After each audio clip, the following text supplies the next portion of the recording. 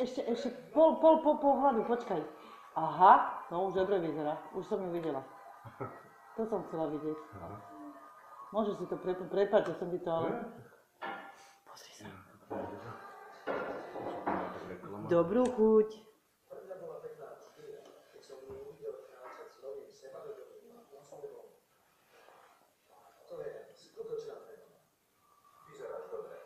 Pozri si na to, len také malé detské bežne.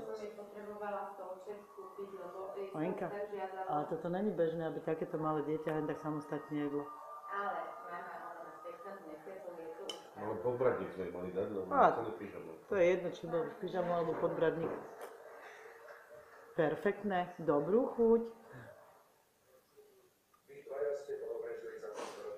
Toto musím rozdať Maťkovi. Pozri sa na ňu, aká je pekná teraz.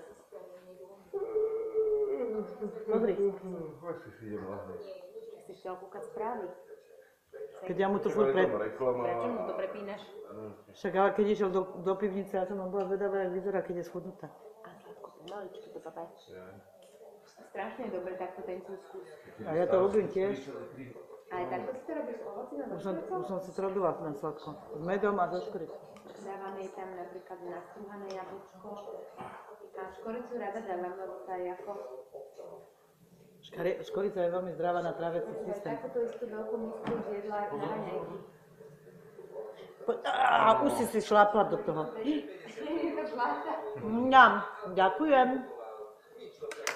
Leontínka, ty si do toho šlápla.